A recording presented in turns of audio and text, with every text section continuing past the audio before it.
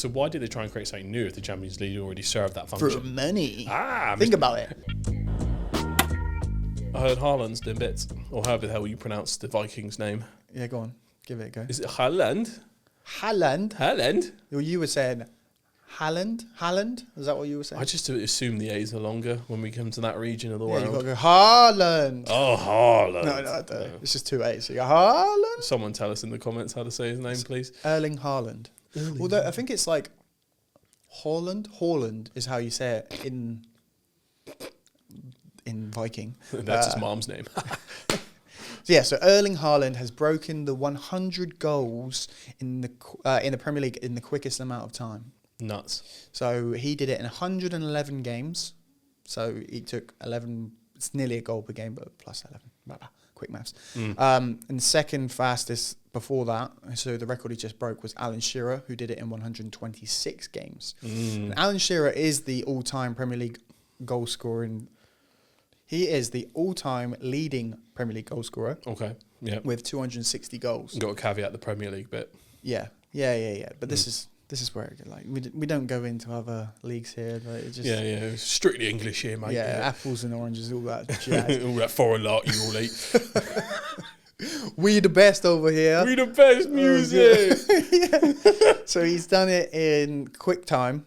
So he's beaten. So Alan Shearer did 126 games. He's still at Man City. He's at Man City.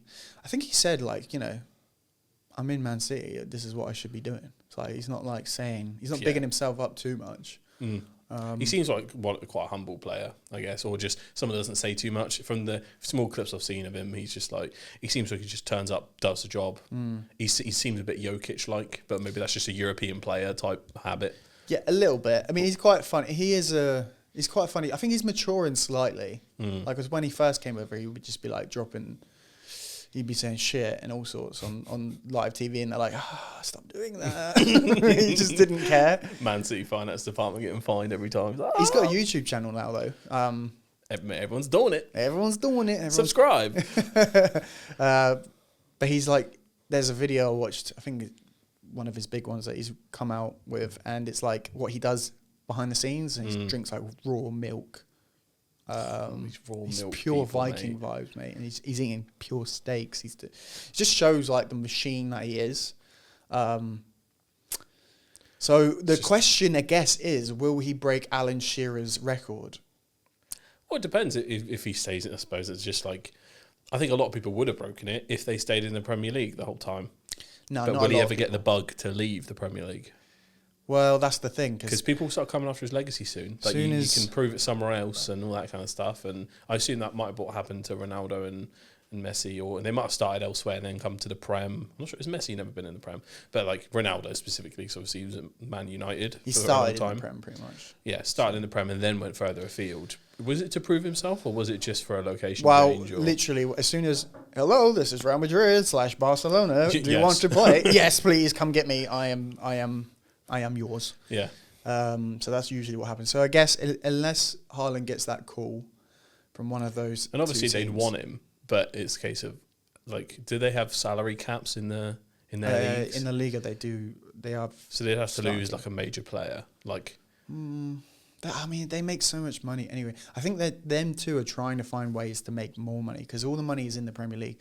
So the league. That's why those two big teams wanted to create this Super League. Barcelona and Real Madrid kind of create most of the revenue for those leagues. Oh yeah, without them two, it'd be cooked. Dead. Yeah, it's sort of like Celtic and Rangers in the Scottish League. Without those two, the league would just die.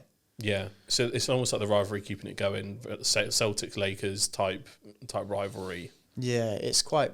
That has legacy to it. Yeah, but then you've got the Champions League, so that's when all of them come together and stuff. And then they have won it the most if you put those two together. I mean, Real Madrid have got 15, and the next team is 7 after that. Yeah. So they've got nearly double.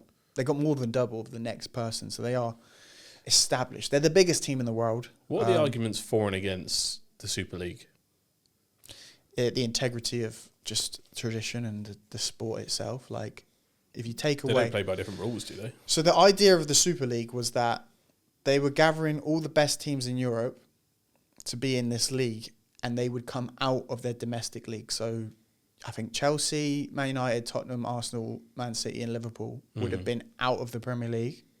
Oh, okay. I thought this was the Premier League combining or adding Real Madrid and Barcelona. You're just taking all the best, putting them in one Super League. That sounds pretty cool, to be honest. It does sound cool. But then if you think about it, what about the Evertons, the Newcastles, the all the other teams? The argument is just like it would wreck the finances for the other teams. Yeah, and there's no jeopardy. They can never get into this so-called VIP league. Yeah. They've just been kicked. Like they've gone. It becomes like a boys' club. It's literally a boys' club. So there was a massive,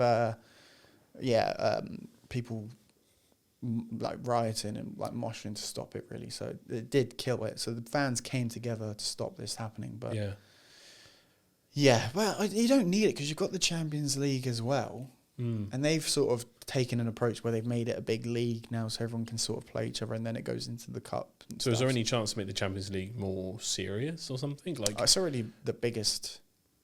So why did they try and create something new if the Champions League already served that function? For money. Think about it. Think about it. Every week, the best teams will play each other. The best players will go to play in this league. All the revenue would go there. The Premier League wouldn't make any money with just Newcastle and all these teams just fighting out without all the big teams, right?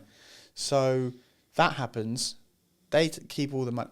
All the money would just generate there, and the rest of football would sort of just die. And then there's that.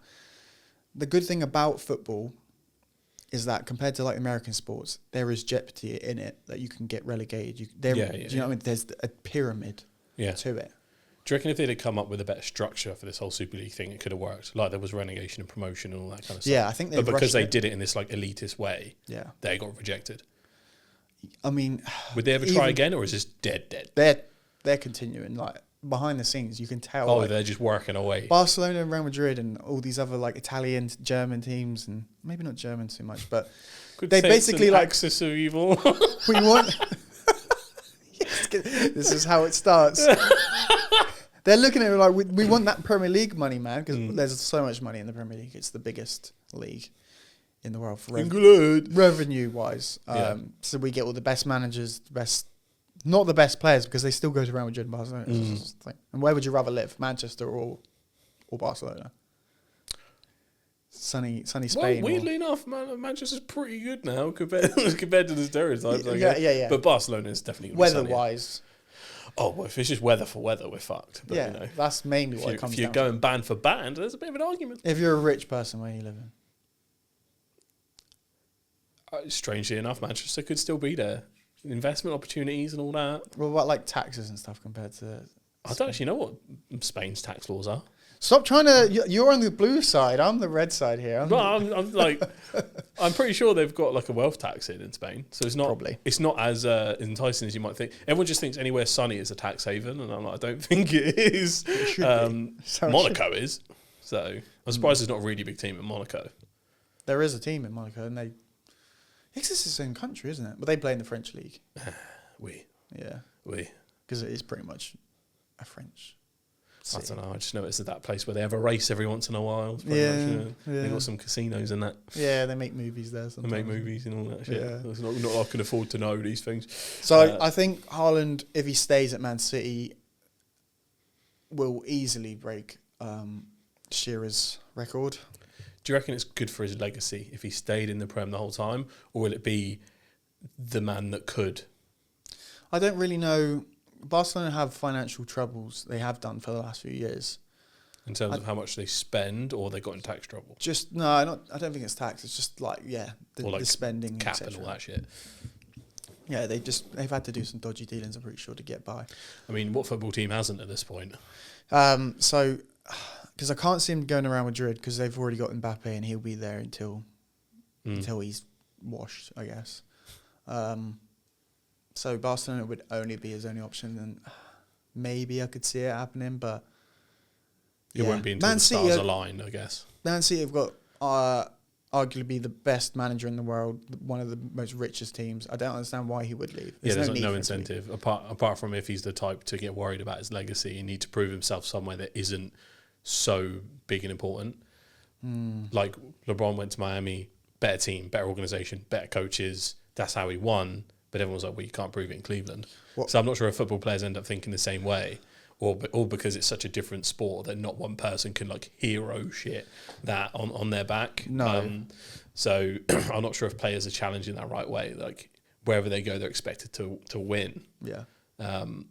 But I put Haaland up there in that kind of Messi Ronaldo category because I think he's got the skill for it. So maybe he's got the numbers. Maybe he will start getting. Maybe if Man City just keep winning and winning, we're like, yawn, try and do it somewhere else.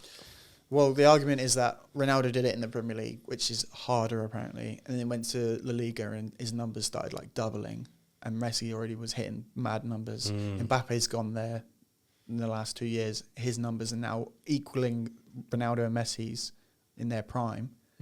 So people are saying, is it easier in La Liga because the defense isn't as strong, etc. Right? And Haaland's doing it here in the Premier League with arguably the strongest. Is it they have just different approaches to football? Like is Premier League more defense focused than the? It is. It's more physical and but then they play each other in Europe and it's all tit for tat. Is it often more down to like matchups and coaching on the day, or is this just like one team is just definitely going to win? There must be something in it. Like if you literally go deep dive into it, there must be some little nuances here that this is. I'm sure if you did the average stats across the board, you might find that the La Liga is slightly less talented than the Prem. But that's because the Prem holds so much more money than La Liga. But if you compared it on a personal opinion, I think every team in the Premier League is. This is from a Premier League fan. Is quite like every team is hard to play against, whereas the strong teams in La Liga are really strong, and then it sort of differs down, and then so the bottom teams are quite, because on any given night, someone big can lose to someone smaller. Of course. Like we see it all the time. It's a bit like when the Washington Wizards finally pull off a win every now and then. Sorry, Wizzies.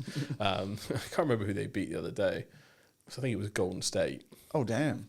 Golden State are on a bit of a poo-poo streak right now. Oh no! Everyone's just relying on Steph the whole time. Yeah. And Jimmy Butler's just complaining about it, not actually doing anything. He's convinced he's the only one playing defense.